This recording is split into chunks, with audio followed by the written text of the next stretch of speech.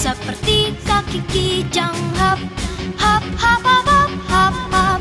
Lompat, maju, menerjang, sembunyi di semak ilalang. Hujan dan panas bukanlah halangan, laut, gunung, hutan tempat bermainnya. Gajah, lumba-lumba, burung jadi teman.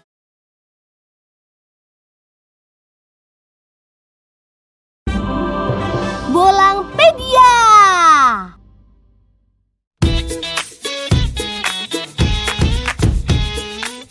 Selamat siang Bolangers.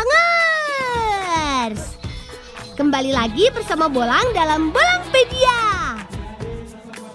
Bolangers, mendengar kata raksasa biasanya apa yang terbayang di benak kalian?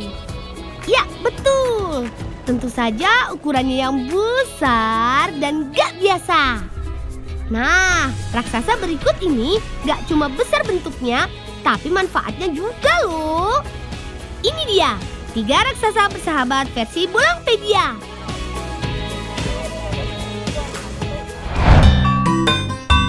Tumpeng alpukat raksasa di Jombang.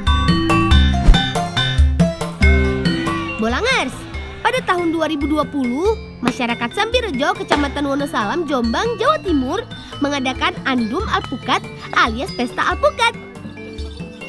Di dalam pesta ini ada 2020 kg buah alpukat yang akan dibagikan gratis untuk siapapun yang hadir dalam acara ini. Nah, sebagai tanda acara sudah dibuka, setiap RT yang ada di desa Sambirejo mengarak tumpeng hasil bumi dari wilayahnya masing-masing. Total ada 13 tumpeng hasil bumi diarak dari Balai Desa Sambirejo menuju lokasi tumpeng utama di alun-alun. Nah, tumpeng utama inilah yang berisi ribuan alpukat yang siap dibagikan. Bolangers, penasaran gak sih sebenarnya acara ini diadakan dalam rangka apa? Nah, Andum Alpukat ini sebenarnya rangkaian kegiatan yang sudah berlangsung selama beberapa pekan sebelumnya. Selain alpukat, ternyata ada tumpeng hasil bumi lainnya seperti durian, mangga, dan salak. Acara ini juga sebagai wujud syukur masyarakat atas melimpahnya hasil bumi yang ada. Makanya hasil bumi seperti alpukat, duren, manggis, dan salak dibagikan secara gratis supaya masyarakat lain juga bisa menikmati berkahnya.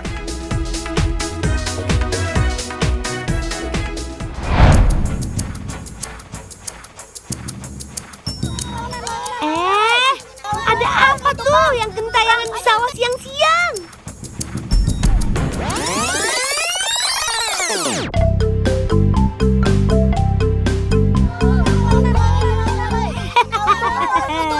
Ini dia Bolangers, bebegik raksasa yang gak biasa. Bebegik ini buatan anak-anak desa Nangerang, Jampang Tengah, Sukabumi, Jawa Barat. Bebegik atau orang-orangan sawah raksasa ini sengaja dibuat untuk membantu mengusir burung di sawah. Saking besarnya, bebegik berukuran 4 x 5 meter ini harus digotong oleh 9 orang.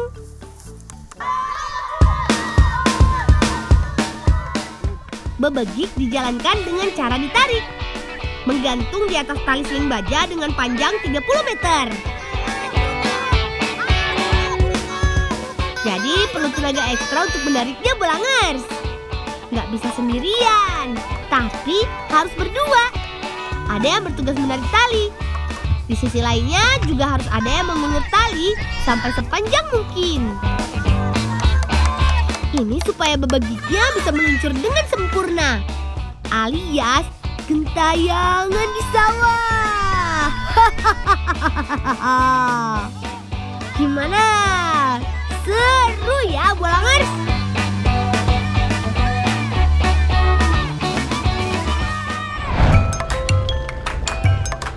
Nah, yang terakhir ini bentuknya juga nggak biasa Bolangers.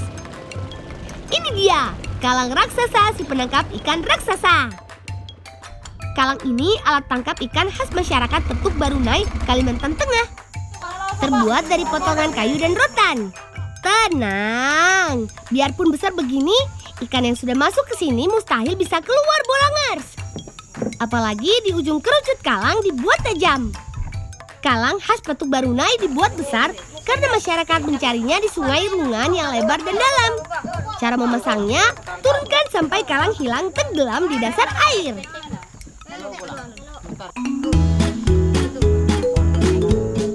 Kalang lalu dibiarkan semalaman. Masyarakat Petuk Barunai udah coba punya satu kalang bolangers. Biasanya pasang satu dan ambil yang sudah disimpan malam sebelumnya. Nah, itu dia. Kalangnya sudah terisi ikan. Ikan yang didapat juga ternyata ikan penghuni Sungai Rungan Kalimantan nih bolangers. Ada ikan toman sirakus bergigi tajam dari keluarga gabus. Ikan tapas monster saudara lele yang ukurannya bisa lebih dari 100 kg. Wih, ngeri ya.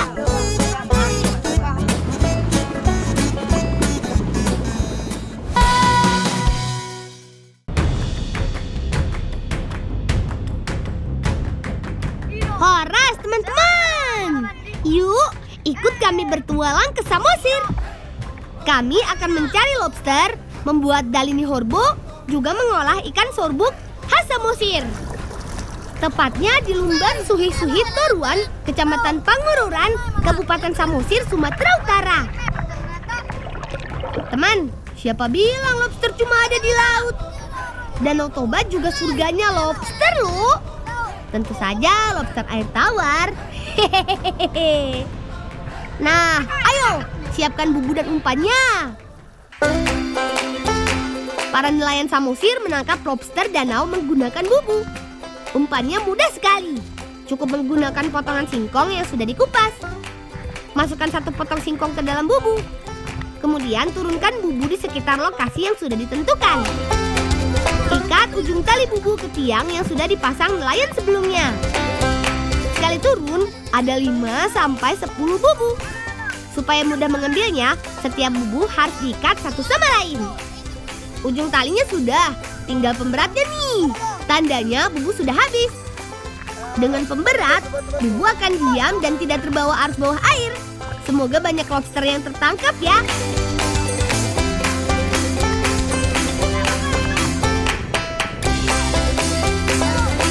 Sekarang lihat bubu yang kemarin dipasang yuk. Bubunya berat. Semoga isinya banyak ya.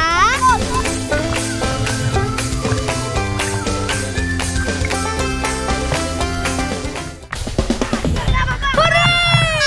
Dapat lobster.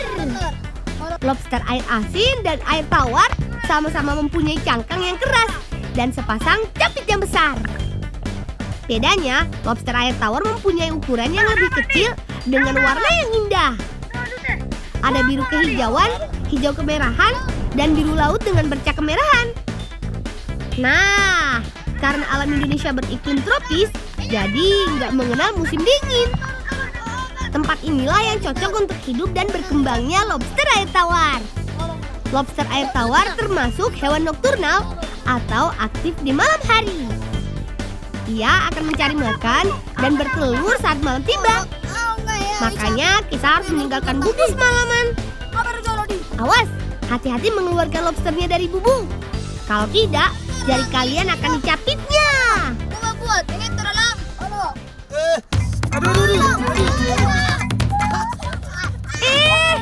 Baru saja bilang hati-hati. Tangan pulang malah kecapit lobster. Maafkan kami tulang. Rencananya lobster ini akan dimasak arsik. Bahan pelengkapnya memakai dalini horbo. Nah, untuk membuat dalini horbo, kami membutuhkan daun khas. Namanya tanaman alo-alo. Tanaman ini biasanya hidup di daerah kering dan terjal. Jadi, kami harus ekstra hati-hati. Dah, nganda pena ita lulu ita manne. Ijulan orang do pelang. Alo, bu hamu na mane. Na bisa molla. Alo, anane pe mabutun. Upan masuk orang. Ayo Nardo, bantu aku pegang daun lainnya. Tanaman alo-alo dipenuhi duri di setiap sisi daunnya. Makanya mengambil daun alo-alo tak bisa sendirian. Harus ada orang yang memegang daun lainnya supaya tidak menusuk tangan kita. Biar asalnya jauh dari Indonesia, alo-alo termasuk tanaman yang mudah tumbuh di Indonesia. Gak heran, alo-alo bisa hidup selama 7 hingga 100 tahun. Wih, kalau manusia sudah kakek nenek. Nah, alo-alo sudah dapat. Yuk, kita ke Ito langsung.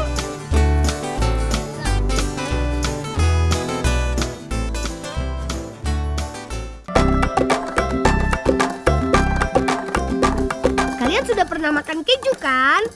Kami masyarakat Batak juga mempunyai resep keju yang unik dan lezat loh. Dalini Horbo ini kejunya. Ambil getah atau sari daun alo-alo. Buang duri alo-alo. Kemudian pukul-pukul daun alo-alo menggunakan kayu. Sambil menunggu, Ito Ramola membagi susu kerbaunya ke mangkok-mangkok kecil dari seng. Dalini Horbo merupakan menu khas Batak yang diolah secara alami dengan bahan susu kerbau.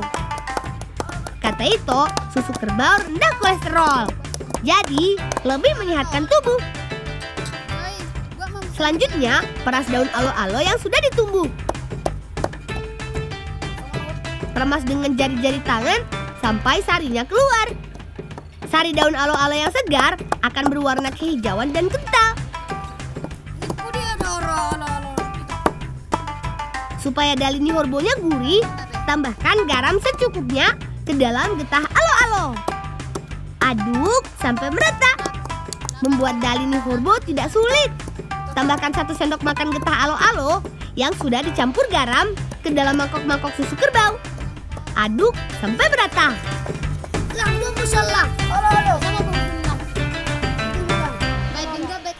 Adi Nardo, pabagak kamu mana? Baik, unang para patu.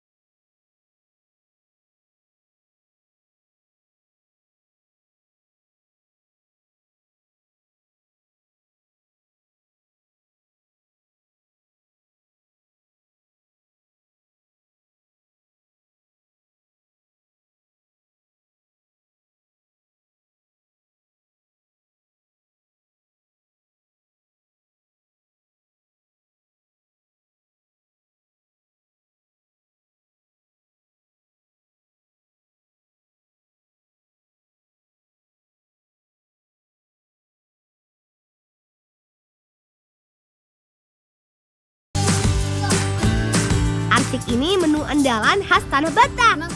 Terdiri dari berbagai bumbu rempah yang kaya akan rasa. Pertama, buat bumbu kuningnya dulu ya. Masukkan garam dan cabai merah, kemudian giling sampai halus. Tambahkan bawang supaya lebih harum. Bumbu arsik banyak jenisnya. Jadi, kebagian Ito yang meraciknya. Masih ada cabai, kemiri, kunyit, dan jahe. Sambil menunggu bumbu diracik, siapkan lobsternya. Belah lobster yang sudah dicuci sebelumnya. Belah dari bagian punggung hingga ekornya. Arsik buatan kami dijamin enak deh. Hehehe.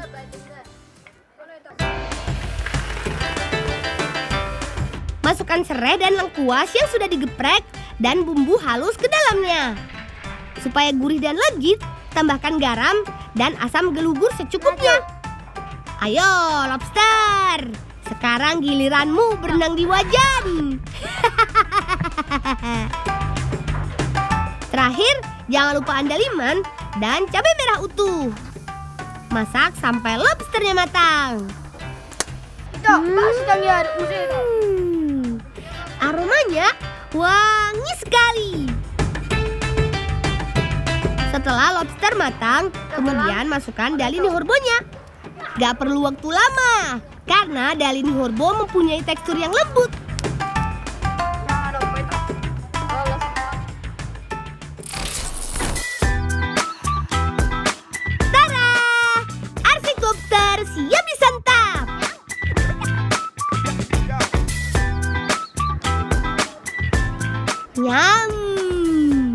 Dagingnya manis.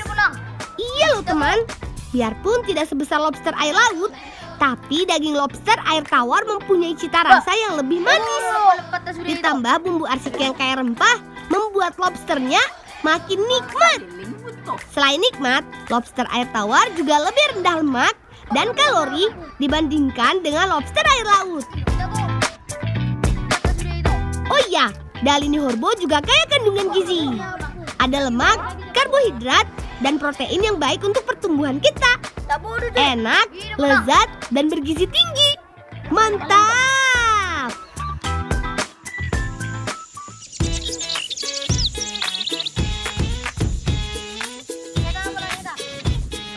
Kalau sudah kenyang, saatnya kita membantu tulang yuk. Sebagian masyarakat desa kami adalah nelayan danau. Selain mencari lobster, nelayan di sini juga menjaring ikan.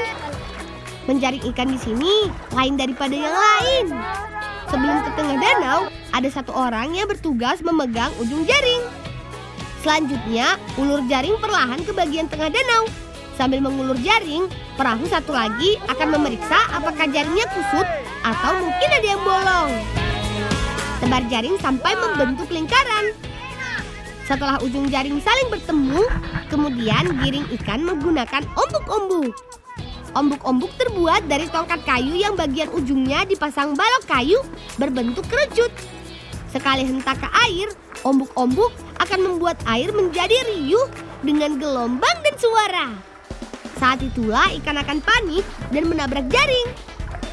Ayo berkumpul, jaga setiap sudut jaringnya. Setelah dua ujung jaring bertemu, perlahan-lahan kita kecilkan lingkaran jaring.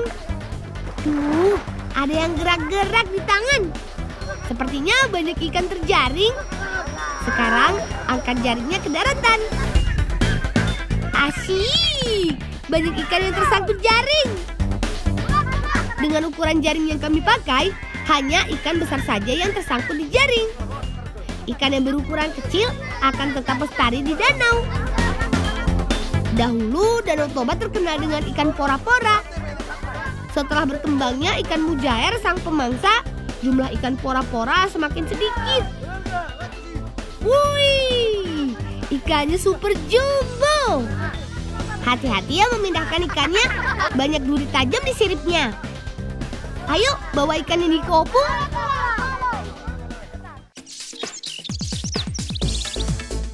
Teman, sore ini opung mau membuat masakan spesial. Namanya ikan sorbuk. Kata opung, olahan ikan sorbuk ini sudah terancam punah. Karena sudah jarang orang memasaknya dan hampir tidak ada warung yang menyajikan menu ini. Selain ikan, bahan utama membuat ikan sorbuk yaitu jagung. Pertama, tapis jagung menggunakan anduri. Setelah jagung bersih dari kulit ari, sangrai jagung ke dalam wajan. Aduk-aduk sampai setiap butir jagung matang merata. Sayat-sayat badan ikan yang sudah dibersihkan supaya bumbu meresap. Masukkan serai, asam gelubur, bumbu halus. Tambahkan air secukupnya. Kemudian masukkan ikan ke dalamnya. Susun yang rapi ya. Terakhir, masukkan cabai merah utuh. Dan gak boleh ketinggalan andaliman. Masak ikan sampai matang dan air mengering. Setelah matang, dinginkan ikan. Ambil bubuk jagung dari dalam losung. Kemudian bumbui dengan bumbu rempah yang sudah dihaluskan. Aduk-aduk sampai merata. Lalu siapkan anduri yang sudah dilapisi daun pisang. Taburkan bubuk jagung di permukaan daun. Sekarang susun ikannya yuk. Terakhir, taburi kembali bubuk jagung di atas ikan sampai merata. Ikan sorbuk siap disantap. Semua dapat piringnya. Saatnya makan. Wah, enak sekali ikan sorbuknya. Saat gigitan pertama, mulut serasa berpasir. Tapi di baliknya ada daging ikan yang lembut dan kaya akan rempah. Selain itu, bubuk jagung juga membuat aroma ikan arsik semakin wangi. Kata Opung, olahan ikan sorbuk ini cara untuk mengawetkan ikan pada zaman dulu sebelum ada lemari es. Bubuk jagung akan menyerap kandungan air dalam olahan ikan, sehingga akan membuat ikan awet. Bahkan kata Opung, kalau masaknya benar, ikan ini bisa bertahan hingga berminggu-minggu lamanya. Selain nikmat, makan ikan juga banyak manfaatnya. Protein dan omega 3 di dalamnya sangat baik untuk perkembangan otak kita.